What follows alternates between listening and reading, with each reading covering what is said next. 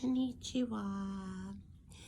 Today's daily devotional is for Monday, January the 6th, 2020. I just love saying that. And it's called, Some People Are Discreet, but they're steadfast on their feet. And I'm going to start with Job 2:11. When Job's three friends, Eliphaz the Temanite, Bildad the Shuhite, and Zophar the Naamathite heard about all the troubles that had come upon him, they set out from their homes and met together by agreement to go and sympathize with him and comfort him. Okay, I have so many friends from all walks of life, men and women. But I have to tell you about my guy friend at work, okay? He is really something special, okay? So, another thing I like about him, he's an identical twin like my dad. So I just feel like that's why he was sent to me. Well, when I was just looking to move to Harlem from Queens, I told him about it. And this was in 2018. And I said I wanted to move to the Lower East Side. So he was like, you should move to Harlem. He said, Harlem is really on the come up. They're cleaning it up. Everything is happening in Harlem. And he said, I was born and raised there. So anywho, he just painted a beautiful picture with his words. So I was sold. So I had my cousin, who's a realtor, find me a place in Harlem. And when I found the place, I told him where I had moved on the east side, and he said, oh my God, he got so excited. He said, Stephanie, I grew up in the projects across the street from where you're moving. He said, I'm going to go and tell all the guys out there, and there's a few girls that hang out on the block to look out for you, okay? So the day I was moving in, they stopped me and told, I introduced myself because one of the girls was talking to me, and she says, your boy, he came by and told us about you to look out for you. And they all said, don't worry, we're going to look out for you and your dog, okay? My dog, Willy Wonka. And, they just really loved him.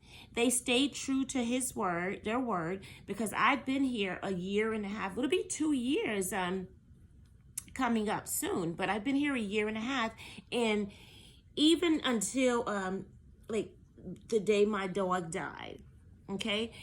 When my dog died,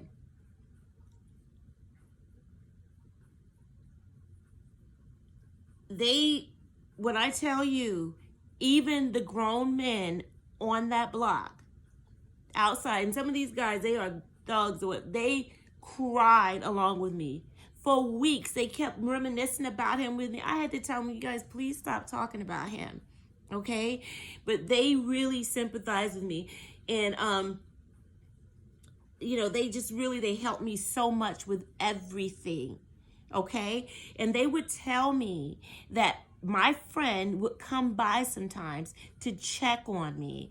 He would never tell me, but they would tell me, yo, my boy, he just left from over here checking on you. And I'm like, really? That's amazing. And just last week, my daughter was visiting, and one of the girls, she came by on a motorcycle and she scared me. And I said, girl, you scared me. She said, Stephanie, I want you to look around at all these guys here. She said, these are your brothers. You don't ever have to be scared on this block, because we got you. And that just made me feel so good. And my daughter looked at me and said, wow, they really love you. And I smiled and I said, yeah, they do. Okay? So that brings me to Proverbs 27:5-6. Better is open rebuke than hidden love. Wounds from a friend can be trusted, but an enemy multiplies kisses.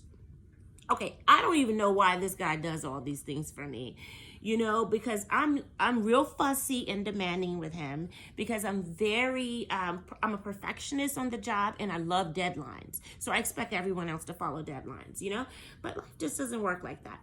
But I've even called this guy at home. Like, I get in at 7:30 like a nut, and I will call him and I will fuss if something that his team has not done for me, and he will be so mad. He's home in bed with his wife and he's like, Stephanie, I'm not even in the office yet. But as soon as he gets in, he comes straight to me and makes sure everything is taken care of. And there was even this one time when I got into a dispute with one of the girls that works for him. And he got so mad at me. He said, oh, Stephanie, shut up because you was wrong too.